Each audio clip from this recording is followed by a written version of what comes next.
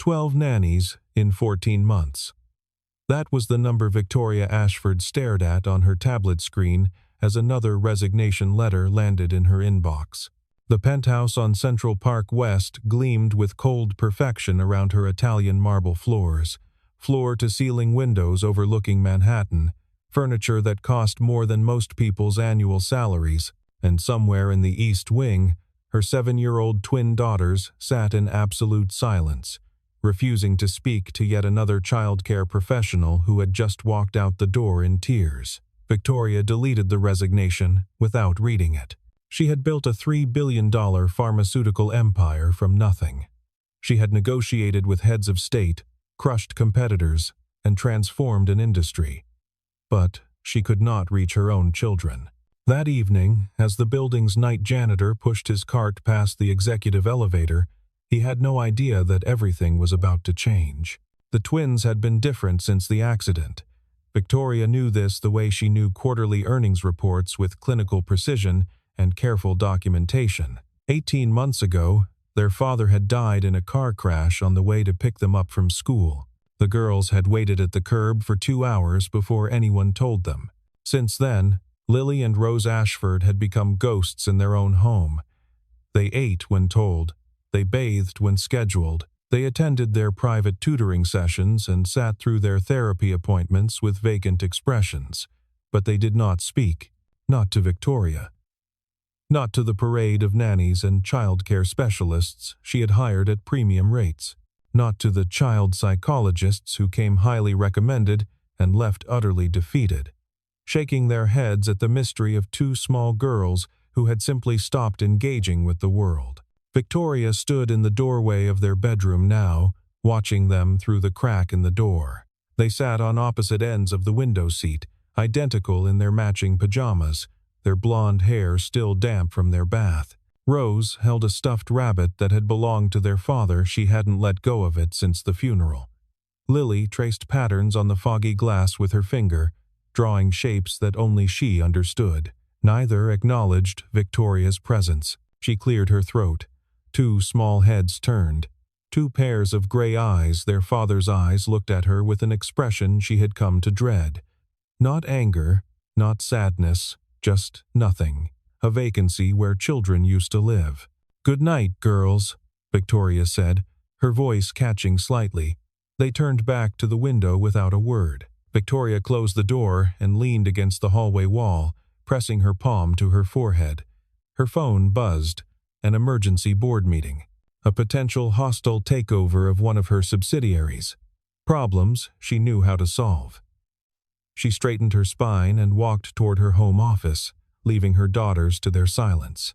The next morning brought another crisis. The agency had sent their final candidate, a woman with 30 years of experience and credentials from 3 continents. She lasted 4 hours. "I'm sorry, Miss Ashford," the woman said, gathering her coat with trembling hands.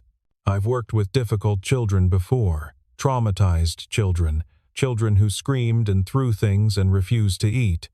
But these girls—" She shook her head. "They looked right through me, like I wasn't even human, like I was a piece of furniture they were waiting to be removed." Victoria signed the check without comment. She had learned not to argue. The woman was right. The girls did look through people. They had perfected the art of being present without existing, of occupying space without inhabiting it. After the agency representative left, Victoria stood alone in her vast living room. The morning light caught dust motes floating in the air, the only movement in a space designed to impress but never to comfort.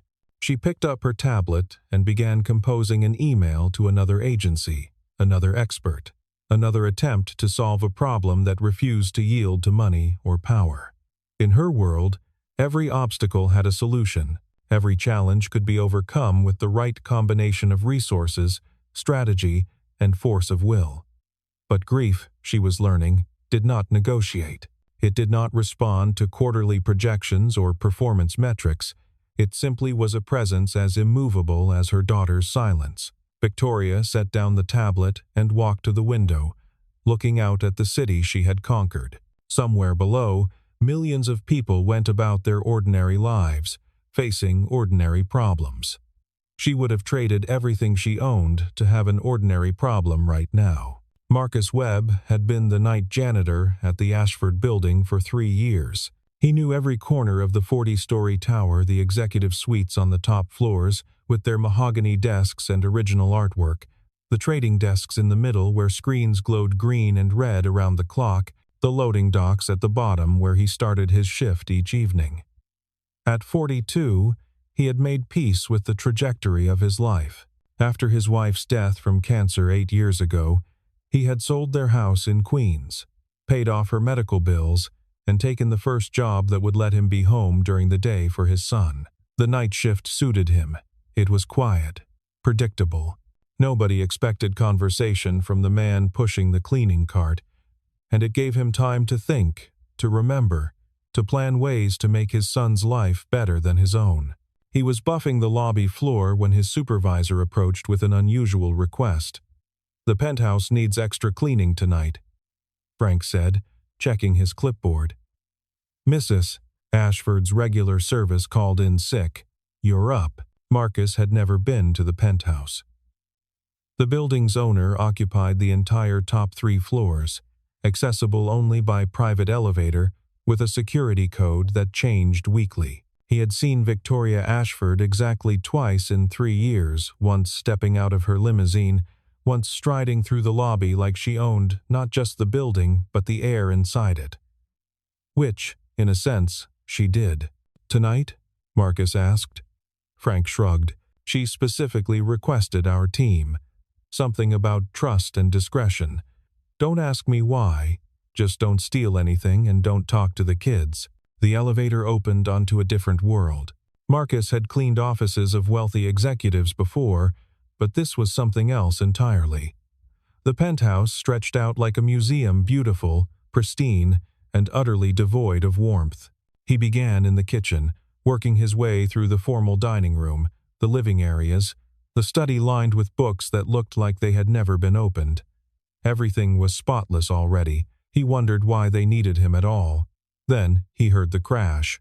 It came from somewhere down the hallway, a shattering sound followed by the patter of small feet. Marcus hesitated. His instructions had been clear. Don't talk to the kids.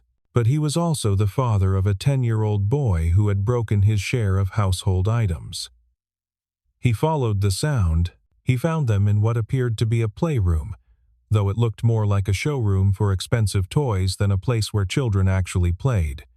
Dolls still in their boxes lined the shelves. A miniature kitchen set gleamed without a single fingerprint. Board games sat in pristine stacks, their cellophane wrapping unbroken. One of the twins, he couldn't tell them apart, stood frozen over the remains of a crystal vase. Water pooled across the hardwood floor. Wilted flowers lay scattered like fallen soldiers. The girl stared at Marcus with eyes that held neither fear nor guilt. Just that awful emptiness he had seen in photographs of shell-shocked veterans. Her sister sat in the corner, watching, her arms wrapped around her knees as if trying to make herself smaller, as if she could disappear into the wallpaper if she tried hard enough. "That looks like it made a big mess," Marcus said quietly. He didn't approach, didn't reach for his supplies. Just stood in the doorway, hands loose at his sides, making himself as unthreatening as possible. The girl said nothing. "When my son was your age, he knocked over a whole bookshelf trying to reach a cookie jar on top." Marcus continued, his voice conversational, as if talking to himself. "Took us 3 hours to clean up all the books. By the end, we were laughing so hard we forgot about the cookies entirely." Something flickered in the girl's expression. Not a smile, nothing so dramatic, just a slight softening around the eyes, a minute relaxation of the shoulders. Her sister in the corner leaned forward almost imperceptibly. Marcus walked slowly to the supply closet he had passed earlier, retrieved a mop and some towels, and returned. He began cleaning without urgency, without commentary, without any apparent expectation of help. The girl who had broken the vase stood motionless for a long moment. Then, slowly, she bent down and picked up one of the wet flowers. She looked at it, then at Marcus. He didn't acknowledge her directly, just kept mopping in steady, unhurried strokes. She picked up another flower, then another. Her sister rose from the corner and joined her, gathering the stems into a soggy bouquet. By the time Victoria Ashford appeared in the doorway 20 minutes later, the floor was dry, the glass was disposed of, and her daughters were arranging wilted flowers in a water glass they had found in the kitchen. She stared at the scene as if witnessing a miracle. "What happened here?" Victoria asked.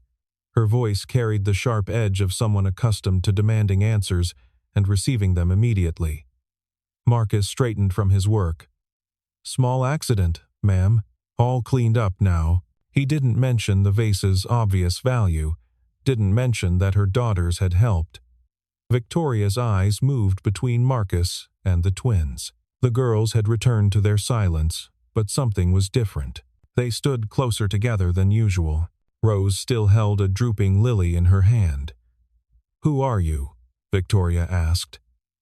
"Marcus Webb, ma'am. Night maintenance. Your regular service couldn't make it." She studied him with the same analytical intensity she probably applied to corporate acquisitions. "I see. Thank you for handling this." She turned to her daughters. "Girls, it's past your bedtime." They moved toward the door without protest, but as they passed Marcus, Lily, the one who had broken the vase, paused. She didn't speak. She didn't smile. But she looked at him. Actually looked at him, not through him. Then she continued on. Victoria noticed. She noticed everything. After the girls had gone, she remained in the doorway, arms crossed over her silk blouse. "Mr. Webb, how long have you worked in this building?" 3 years, ma'am. And you have a son." It wasn't a question. "Yes, ma'am. Tyler. He's 10. She was silent for a moment, calculating something behind those sharp blue eyes. "I have a proposal for you, one that pays considerably more than your current position." Marcus felt a familiar wariness settle into his bones. In his experience, proposals from people like Victoria Ashford came with strings attached, heavy ones. "I appreciate the offer, ma'am, but I'm content where I am. You haven't heard what I'm offering. With respect, I don't need to. I know what my job is. I do it well. That's enough for me." Her expression shifted, not quite respect, but something close to curiosity. People didn't say no to Victoria Ashford. "I want you to be available during the day, to help with the girls when needed. Not as a nanny, not as a caretaker, just present, like you were tonight." Marcus thought of the girl's eyes when she had looked at him. The first real connection those children had shown to anyone, according to the building's gossip network. He thought of his own son, and what it had taken to reach him after his mother died. "I can't quit my night job, ma'am. I need the benefits for my son. I'm not asking you to quit. I'm asking you to work an additional shift. During the day, I'll match your current salary and extend benefits to cover both positions." She paused, and for the first time he saw something vulnerable in her face. "I'm running out of options, Mr. Webb, and for the first time in 18 months, my daughters cleaned up their own mess." Marcus agreed to a trial period of 2 weeks. He wasn't sure what he had gotten himself into, but he recognized desperation when he saw it, even when it wore designer clothes and commanded a billion-dollar empire. That night, he told Tyler about the arrangement over reheated pizza. His son listened with the serious attention of a boy who had grown up too fast. "So you're going to help some sad kids?" Tyler asked. "I'm going to try. I'm not sure how much help I can actually be." "You helped me," Tyler said simply. "After Mom. You just kept showing up." Marcus reached over and ruffled his son's hair. "That's the plan." The first few days were awkward. Victoria had arranged for him to be present during the girls' afternoon hours, after their morning tutoring, and before their evening routines. He wasn't expected to interact with them directly, just to be there, cleaning, organizing, fixing small things around the penthouse while they went about their silent existence. The twins watched him with the wariness of wild animals encountering an unfamiliar species. They didn't speak to him. They didn't acknowledge him beyond occasional glances, but they didn't look through him either. That, Marcus understood, was progress. Victoria, meanwhile, approached the situation like a business problem. She scheduled check-ins, requested progress reports, and observed from the doorway of her home office with the intensity of a scientist monitoring an experiment. "You're not doing anything," she said on the third day, frustration bleeding into her voice. Marcus was fixing a loose cabinet hinge in the kitchen while the girls colored at the breakfast bar. They hadn't spoken, but they had chosen to be in the same room as him another first. "I'm fixing your cabinet," he said mildly. "I mean, with them. You're not engaging, not trying any techniques. What techniques would those be, ma'am?" "I don't know. Play therapy, conversation starters, structured activities, something." Marcus set down his screwdriver and turned to face her fully. "Mrs. Ashford, with respect, how many techniques have you tried in the past year?" Her jaw tightened. "That's not the point. I think it might be. These girls don't need another adult trying to fix them. They need someone who'll just be there while they figure out how to exist again." Victoria's expression cycled through several emotions: anger, defensiveness, and finally something that looked almost like pain. "I don't have time to just be there. I have a company to run, responsibilities, thousands of employees depending on my decisions." "I understand that," Marcus said. "That's why I'm here." Victoria stared at him for a long moment, then turned and walked back to her office without another word. But she didn't fire him, and that evening, she stayed home instead of attending a charity gala, sitting in her study with the door open so she could hear the sounds of her daughters moving through the apartment. The breakthrough came during the second week, and it wasn't dramatic. No sudden outbursts of emotion, no tearful confessions, just a moment so small it could have been missed. Marcus was washing the dishes from the girls' lunch when he heard the playroom door open. He didn't turn around. Footsteps approached light, hesitant. Then a hand tugged at his sleeve. He looked down to find Rose standing beside him, holding a picture she had drawn. It showed a stick figure with a mop, standing next to a broken vase and two smaller figures with yellow hair. "Is that me?" he asked. She nodded. "It's a good likeness. Especially the mop." The ghost of a smile crossed her face. It lasted perhaps 2 seconds before the familiar blankness returned, but it was real. It had happened. Lily appeared in the doorway, watching. Marcus could see the question in her eyes, the need to know if it was safe, if this adult could be trusted with something as fragile as a smile. He didn't push. He simply taped the drawing to the refrigerator and went back to washing dishes. When Victoria came home that evening, she found her daughters sitting on the kitchen floor, sorting through a box of old photographs they had discovered in a closet. Marcus sat nearby, changing a light bulb, saying nothing. The girls weren't speaking, but they were present. Together, existing in the same space as another human being without retreating into their shells. Victoria stood in the doorway for a long time, watching something she didn't understand begin to take root. "Tell me about your son," Victoria said, one evening after the girls had gone to bed. It was the first personal question she had asked him. Marcus was gathering his supplies, preparing for his night shift downstairs. "Tyler? He's a good kid.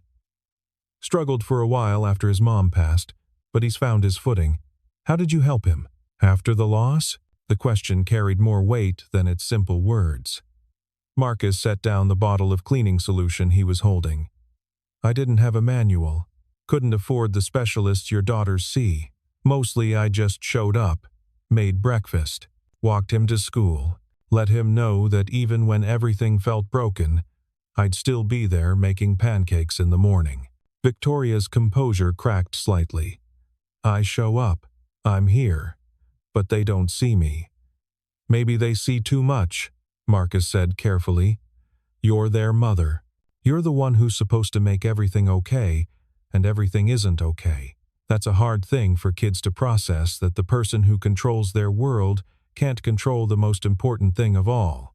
She turned away, but not before he saw her eyes glistening. I built a company from nothing. I've solved problems that experts said were unsolvable. She stopped, unable to finish. Maybe that's the problem, Marcus said gently. Your daughters aren't a problem to be solved. They're people to be known. He didn't tell her about the nights he had spent on Tyler's bedroom floor after the diagnosis, when the boy couldn't sleep for fear of losing his father too. Didn't tell her about the Christmas he had worked 3 jobs to afford a single toy his son had wanted, only to find Tyler more interested in the cardboard box it came in. Didn't tell her about the moment, 4 years after his wife's death, when Tyler had finally asked to hear stories about her, proof that healing was possible, but only on its own timeline. Some things couldn't be explained. They could only be lived. Marcus understood that grief was not a problem to be managed or a condition to be treated.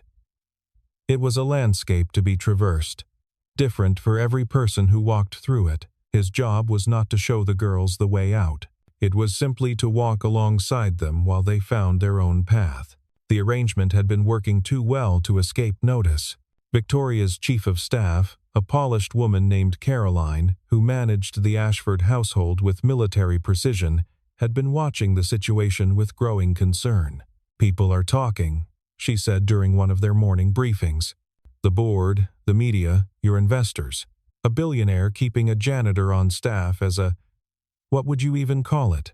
I would call it none of their business, Victoria replied, not looking up from her laptop. Everything is your business when you're Victoria Ashford. The tabloids are already speculating. Single mother, widowed, suddenly has a man spending hours in her home every day. The optics alone. The optics of what? A maintenance worker fixing cabinets while my daughters draw pictures? The optics of whatever narrative they choose to construct. And they will construct one, Victoria. They always do. The first article appeared a week later. It was relatively mild, a gossip column wondering about the mystery man seen entering the Ashford penthouse during business hours. But it was enough to trigger what Victoria most feared. Board attention. Gerald Morrison, the chairman and her primary adversary on the Ashford Pharmaceutical Board, called an emergency meeting. This company has a reputation to protect, he said, his voice carrying the smugness of a man who had been waiting for ammunition. Our shareholders expect a certain standard of professionalism from leadership. Scandal, however manufactured, affects stock prices. There is no scandal, Victoria said evenly. My household staffing decisions are not board matters. They become board matters when they threaten the value of this company. We're recommending you terminate this arrangement immediately, for the good of the organization. Victoria looked around the conference table, allies and enemies, bean counters and power brokers, all watching to see how she would respond to the first real challenge to her authority in years. And if I refuse? Morrison's smile widened. Then we may need to discuss whether your personal life has become a liability to your leadership capabilities. She found Marcus in the penthouse that afternoon, reading a book while the girls practiced piano in the next room. The sound of their halting notes filled the apartment, another first. They had refused to touch the piano since their father's death. We need to talk, Victoria said. Marcus closed his book, reading something in her expression. I've been expecting this. The board wants you gone. They're threatening my position if I don't comply. She stood rigid, her hands clasped in front of her like armor. I've spent 15 years building this company. It's my legacy, my security, my daughter's future. I understand. Do you? Do you understand what it's like to have everything you've built held hostage because you made one decision that wasn't about profit margins? Marcus considered the question. I understand choosing between doing what's right and doing what's safe. I've made that choice more times than I can count. And how did it turn out? Sometimes, well, sometimes terribly. He paused, but I could always look my son in the eye afterward. The piano music stopped. Lily appeared in the doorway, a question in her expression. She looked at her mother's tense posture, at Marcus's careful stillness, and something shifted in her face. Not fear, something more complicated. Understanding, perhaps, that the fragile peace they had begun to build was under threat. Victoria knelt down to her daughter's level, something Marcus had never seen her do before. "Lily, I need to ask you something, and I need you to be honest with me." The girl waited, motionless. "Do you want Mr. Webb to keep coming here? To keep being around while you and Rose do your activities?" It was the first direct question Victoria had asked her daughters in months, the first acknowledgement that their wants might matter. Lily didn't speak. Instead, she turned and ran back into the music room. Victoria's face crumpled. "I can't even," returned. But before she could finish, Lily returned. She was holding a drawing, the same one Rose had made weeks ago, the one still taped to the refrigerator. The stick figure with the mop, the broken vase, the two yellow-haired girls. Lily held it out to her mother without a word. Victoria took it with trembling hands. She stared at the crude shapes, the crayon colors, the simple depiction of a moment when her daughters had first begun to emerge from their cocoon. "She drew this the day after the vase," Marcus said quietly. "She's been adding to it since then. There are more people now, more color." Victoria looked at the drawing more closely. He was right, there were additions she hadn't noticed. A figure that might be Victoria herself, standing apart from the group. A sun in the corner. A small red heart near the bottom. "I didn't know," she whispered. "She didn't want you to know. Not yet. She's still deciding if it's safe." Victoria looked at her daughter. Lily looked back, really looked, for the first time in 18 months. "I'm sorry," Victoria said. The word seemed pulled from somewhere deep inside her. "I'm sorry, I haven't known how to help you. I'm sorry I tried to fix you instead of just loving you." Lily didn't respond verbally, but she stepped forward and took her mother's hand. Rose appeared from the music room, drawn by the unusual silence. She saw her sister holding their mother's hand and approached slowly, uncertain. Then she reached out and took Victoria's other hand. They stood there in a small circle, 3 people who had been strangers in the same home, finally beginning to find their way back to each other. The board meeting 3 days later would be remembered as the moment Victoria Ashford reminded everyone why she had built an empire. She walked into the conference room with her daughters on either side of her. They wore simple dresses, their hair in matching braids, their faces solemn but present. The board members stared. "Before we discuss the matter at hand," Victoria said, taking her seat at the head of the table, "I want to introduce you to the people whose future you're so concerned about protecting. This is Lily. This is Rose. They are 7 years old. 18 months ago, they lost their father. Since then, they have refused to speak, refused to engage, refused to exist in any meaningful way. I have spent hundreds of thousands of dollars on specialists, therapists, and caregivers, none of whom could reach them." She paused, letting the silence settle. 3 weeks ago, a night janitor who makes $32,000 a year did what none of those experts could do. He saw my daughters as people, not problems. He gave them space to heal instead of pressure to perform. And for the first time since their father died, they are beginning to come back to life. Gerald Morrison shifted uncomfortably in his chair. "Victoria, this is highly irregular. What's irregular is a group of people who have never met my children presuming to know what's best for them." She stood, her presence commanding the room. "You want to threaten my position? Fine. I built this company once. I can build another. But I will not sacrifice my daughter's healing on the altar of your precious optics." The board members exchanged glances. Victoria Ashford had always been formidable, but this was different. This was a mother declaring war. "Furthermore," she continued, "I am establishing the Ashford Family Foundation, dedicated to supporting children who have experienced traumatic loss. Marcus Webb will serve as a consultant to the program, helping to develop approaches that prioritize presence over intervention, humanity over technique." Morrison's face reddened. You can't just, I can do whatever I want. I own 53% of this company. I suggest you remember that before you threaten me again." The meeting adjourned shortly afterward. Victoria's position was secure, more secure, perhaps, than it had ever been. But as she gathered her daughters and prepared to leave, she knew the real victory had nothing to do with corporate politics. "You didn't have to do that," Marcus said later that evening. "The foundation, the consultant position, I'm a janitor. I don't have any expertise. I don't have a degree. I don't have certifications." Victoria watched her daughters through the window. They were in the penthouse's small garden, planting flowers with the building's groundskeeper, a woman named Ellen, who had been recruited into their expanding circle of trusted adults. The girls were covered in dirt, their expensive clothes ruined, and they had never looked more alive. "You have the only expertise that matters," Victoria said. "You know how to see people, really see them, not as problems or projects, but as human beings worthy of patience and presence. That's not expertise, that's just basic decency. In my world, basic decency is the rarest commodity there is." She turned to face him. "I'm not offering you charity, Marcus.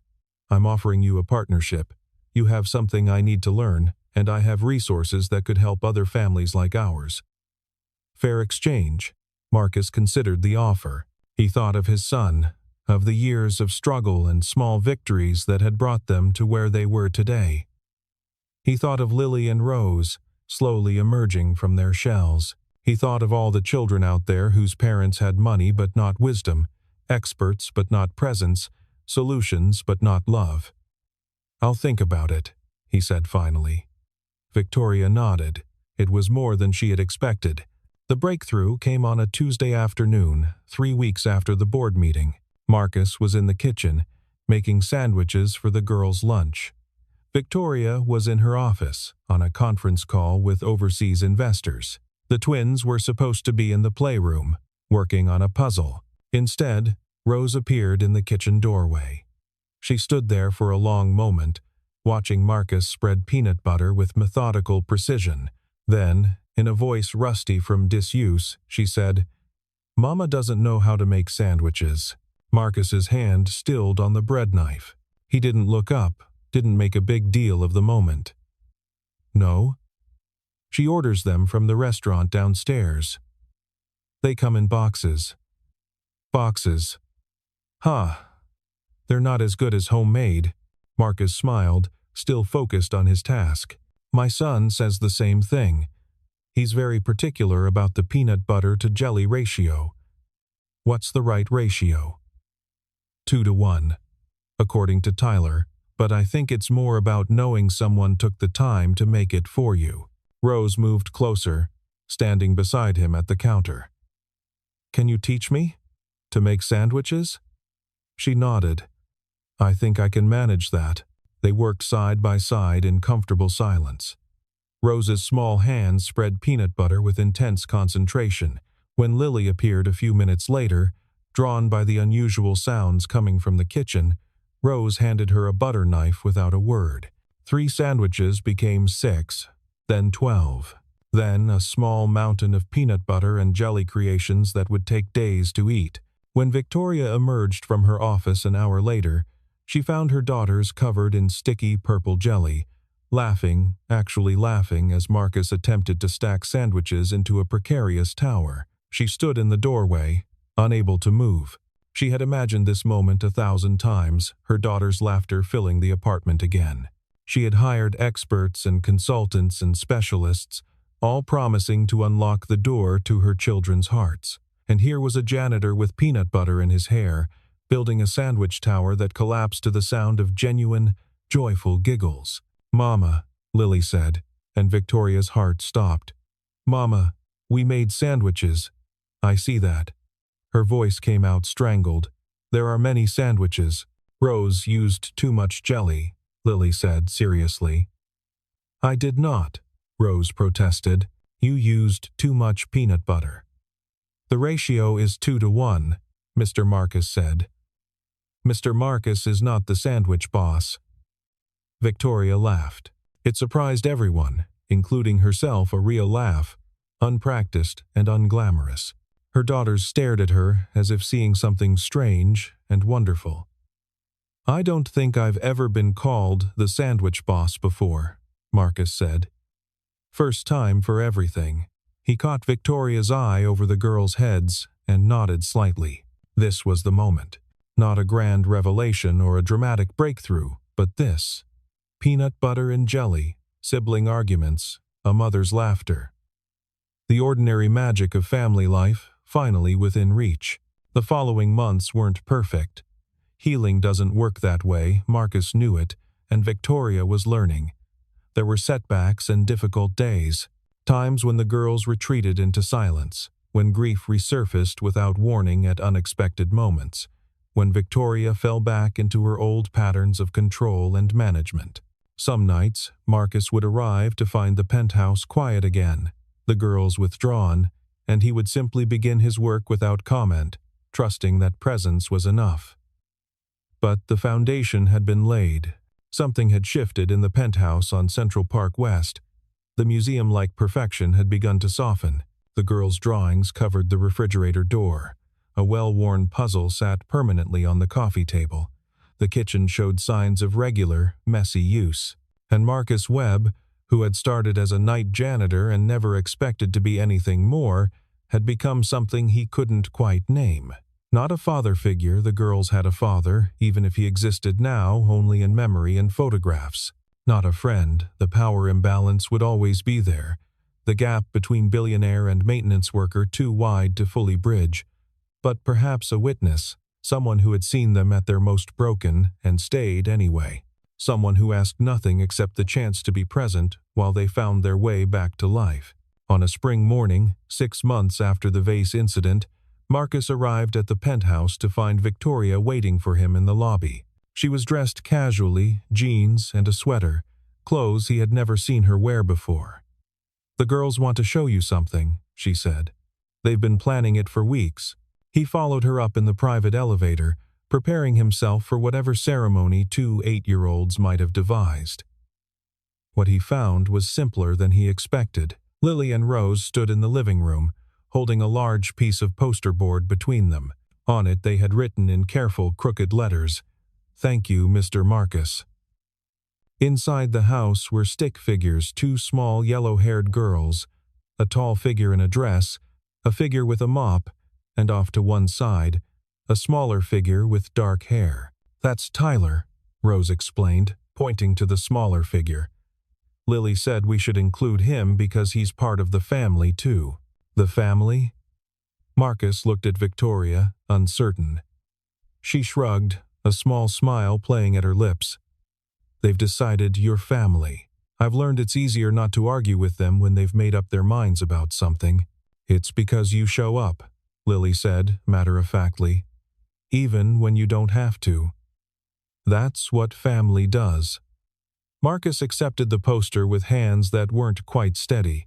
He thought of all the impossible things he had witnessed in this apartment, children emerging from grief, a billionaire learning to put family before empire, himself becoming part of something he never expected. He thought of his wife, and how she would have loved this, how she would have laughed at the improbability of it all.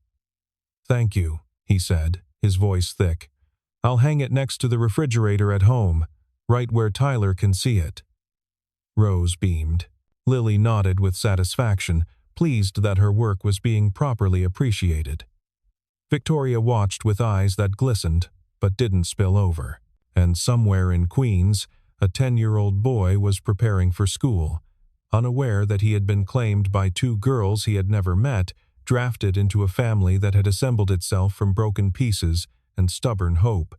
The impossible, it turned out, was never magic. It was simply presence. The willingness to show up without agenda, to witness without fixing, to trust that healing happens in its own time if you give it room to breathe. Victoria Ashford still ran her pharmaceutical empire. The board meetings continued, the press speculation faded, the stock prices stabilized. But she left the office earlier now. She learned to make peanut butter sandwiches with the wrong ratio and laugh about it. She sat with her daughters while they did homework, not managing their time but simply being there, part of the landscape of their lives. Marcus Webb still worked the night shift at the Ashford building. He had declined Victoria's offer of a prestigious position. The title felt wrong, too formal for what had grown organically between them.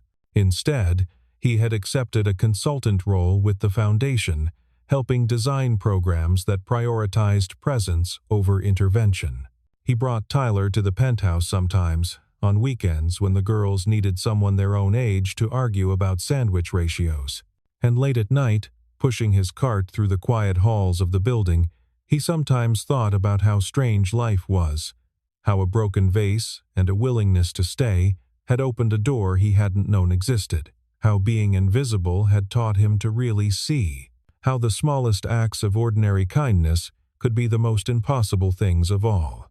The drawing hung on Marcus's refrigerator for years, eventually fading and curling at the edges. Tyler grew up alongside Lily and Rose, becoming the brother they had never had, arguing with them about everything from music to movies to the proper construction of sandwiches. Victoria never fully relaxed into motherhood. It wasn't in her nature to release control entirely. But she learned to be present, to show up without solutions, to sit in discomfort without trying to manage it away. And on quiet mornings, when the city was still waking and the penthouse filled with pale light, she sometimes watched her daughters sleep and felt something she had almost forgotten how to name. Not success, not achievement, not the satisfaction of problems solved and enemies defeated. Just gratitude. For a night janitor who knew how to see. For daughters who had found their way back from grief. For a life that had become messier and smaller and infinitely more valuable than the empire she had built. Years later, when people asked Victoria Ashford what the secret to her success was, she would surprise them with her answer. Not strategy, not ruthlessness, not the ability to outwork everyone in the room. Presence, she would say, learning to be present. It's the hardest thing I've ever done, and it's the only thing that ever really mattered. The impossible had never been magic. It had only ever been love, patient, present, and willing to stay.